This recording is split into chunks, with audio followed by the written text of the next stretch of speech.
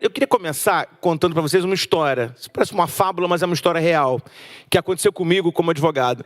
Em 2007, houve o Pan-Americano do Rio de Janeiro. Não sei se vocês sabem, eu pessoalmente não sabia.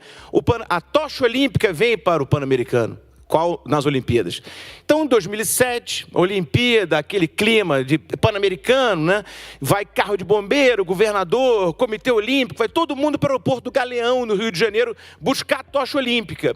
E aí, quando chega lá, então, o presidente do comitê olímpico falou, vim aqui buscar a tocha. E aí diz o burocrata da Receita Federal, e o senhor pediu admissão temporária? Eu falei, não, é a tocha olímpica. Bom, se o senhor não pediu admissão temporária, nós vamos ter que ver a tributação. E aí aquela coisa, mas isso é a tocha olímpica? Eu falei, mas o senhor pediu? Não, então tem que desembaraçar. Aí começa aquela confusão, mas como é que vai desembaraçar a tocha olímpica? O burocrata pega o manual do imposto de importação e diz aqui, achei, instrumento de iluminação pública a gás, alíquota 35%. E assim se tributou a tocha olímpica no Brasil. Então, o que eu quero dizer com essa pequena história é que eu acho que não adianta a gente achar que a vida vai ser diferente porque nós vamos fazer a reforma tributária. Porque a cabeça do burocrata brasileiro dificilmente vai ser alterada, né? Eu vi aqui o Orair falando, e com o brilhantismo de sempre, e da mesma maneira quando eu ouço o Api falando, eu tendo a crer que a gente deveria se dar as mãos e sair cantando We Are the World pela Faria Lima, abraçado com a Receita Federal. Mas isso não vai ser assim. Eu não tenho medo, parafraseando, Orair, o vice-presidente Pedro Aleixo para Costa e Silva no AI-5, eu não tenho medo de você, eu tenho medo do guarda da esquina. Então eu acho que a gente tem que fazer a reforma preocupado com os contribuintes, com o medo do guarda da esquina. Porque eu tenho certeza que homens e mulheres que hoje pensam a reforma tributária têm o maior espírito público possível. Mas a vida anda, vocês não vão estar aí para sempre. Então o que me preocupa aqui é a defesa do contribuinte. E nesse sentido, acho que há pontos que foram aqui discutidos que são muito importantes. Em primeiro lugar, me perdoe meu querido amigo Samuel Pessoa, mas não dá para afirmar que não haverá aumento de carga. Isso é uma falácia, né? Ninguém pode afirmar isso, ninguém sabe isso, por uma razão simples. Embora o tema da alíquota tenha ganhado as ruas, só se fale nisso hoje em dia, cada ente fixará a sua alíquota. Município, Estado e União, cada um terá a sua alíquota. Então é claro que a carga pode aumentar a depender do que esses entes desejarem fazer. E é curioso que no Senado acabou vingando a narrativa do teto de alíquota, né? E eu vi que uma boa parte da sociedade se tranquilizou com isso. Mas me desculpem, eu queria aqui afligir quem se tranquilizou. O teto de alíquota é meramente sugestivo. Portanto, se ele não for seguido, não vai acontecer nada. E a carga vai aumentar. Quer dizer, então eu não estou afirmando que isso vai acontecer, mas a chance de acontecer, se a gente olhar o problema das contas públicas hoje, é muito grande.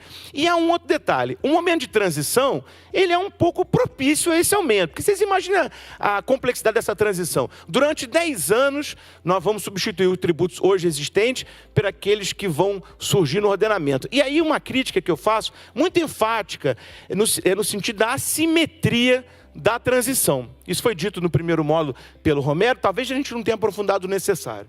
A transição nos foi prometida em 10 anos.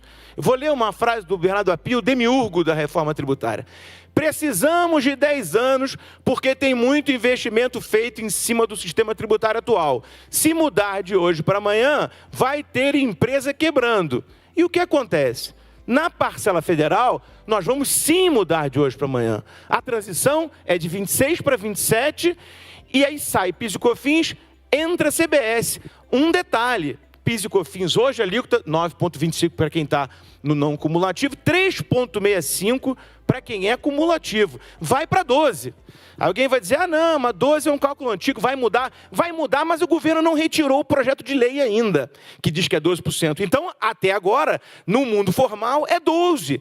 Então, ali haverá um aumento de carga relevante, pelo menos para quem paga 3,65, pelo menos para quem está no cumulativo. E aí, todos os técnicos de reforma me dizem, não, mas por que você está preocupado com isso? É uma bobagem. Quem vai pagar esse tributo é o consumidor final. Para a cadeia é neutro. É verdade, eu concordo. Só que há uma questão que é de uma ingenuidade comovente, que é da elasticidade de preço. Será que todo mundo vai conseguir empurrar isso no preço? Será que não vai haver um aumento geral de preço, pelo menos para aqueles setores onde a carga será aumentada, e são muitos. Então, assim, o que eu quero dizer nessa intervenção inicial, que eu gostaria de aprofundar em vários temas, mas deixando claro o seguinte: eu sou totalmente a favor da reforma. Acho que ela está bem feita. Acho que a gente vai para um padrão mundial de IVA, um imposto que tem no mundo inteiro, nós não estamos inventando a roda. Acho que é um imposto que vai gerar muito pouco litígio, como gera muito pouco litígio no mundo inteiro. Realmente ele entrega uma simplificação efetiva, né, do sistema, acaba com os benefícios fiscais, não vou entrar nesse tema que o governo do Cado vai falar disso. Então eu sou francamente a favor da reforma, acho que nós estamos muito mais perto do porto do que do naufrágio. Só que há muito detalhe. Há muito detalhe que a gente precisa discutir, né? E se é verdade que esse texto ficou no sol muito tempo, é também verdade que ele foi votado às pressas, eventualmente sem a devida discussão. Volto a um ponto que foi discutido também no primeiro módulo, que acho que pouca gente se deu conta, que é o da CID Zona Franca. Só para vocês terem uma ideia, tentar resumir. Qual é o desenho do tributo? Imaginem que hoje nós vamos montar aqui, em Goiás, por exemplo, governador Cado, uma fábrica de copos de cristal. Se daqui a 8 anos alguém montar uma fábrica de copos de cristal na Zona Franca, eu, aqui em Goiás, vou ter que pagar a CID. Entendam o seguinte, isso aqui é o desenho de um contribuinte tendo sua carga tributária, seu business plan, influenciado pela decisão de um concorrente. Isso me parece que é inédito, até na literatura, né? Assim, nunca se viu um tributo que é trigado a partir da decisão de um concorrente seu. Isso é grave, isso me parece estar sendo pouco debatido, né? A mesma coisa a questão dos fundos, que também acho que será objeto da peroração do governador Caiado, e que já foi objeto também de um debate aqui no início, mas atentem para o seguinte, os fundos, essa contribuição que vem para substituí-los, vai até 2043, mas a razão de ser deles é compensar as isenções de ICMS, mas o próprio ICMS acaba em 33. Então nós vamos ter um tributo se protraindo no tempo 10 anos, sendo que a razão de ser dele, que era a compensação do ICMS, acabou 10 anos antes. Esse é um outro, entre aspas, detalhe, onde o que eu acho que a gente tem que se preocupar, que eu acho que a gente tem que se debater. Acho que se gastou muito tempo, nesses últimos meses, tratando das chamadas exceções. Outro tema que ganhou é rua, né? Qualquer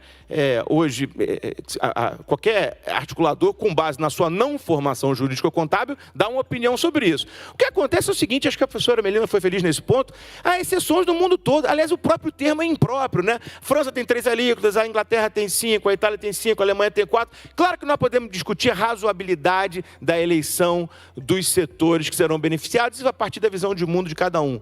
Mas o fato é que o mundo inteiro tem regras específicas, isso não vai tornar o nosso IVA horroroso, né? Isso faz parte do modelo. Agora, só para encerrar, acho que um tema importante são os cálculos, né? Eu estudei no detalhe os cálculos que a Secretaria da Fazenda da Reforma Tributária apresentou no Senado, e eu tenho muitas dúvidas sobre ele. Por exemplo, a arrecadação da CID não está na conta. Há inúmeros setores que terão sua tributação definida em lei complementar. Portanto, se nem a lei nós temos ainda, nós não sabemos quanto aqueles setores irão pagar. De maneira que um cálculo agora é um pouco um exercício de futurologia. Há também o impacto da revogação dos benefícios fiscais hoje existentes, outro assunto que talvez esteja um pouco subestimado. Mas, enfim, acho que já estourei aqui um pouco o meu tempo, torço para que a gente tenha um pouquinho mais... Teremos. Não, com certeza, gente.